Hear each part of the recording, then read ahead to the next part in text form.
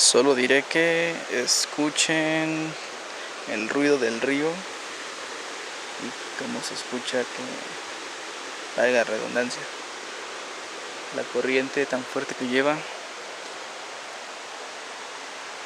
Y los dejo con el silencio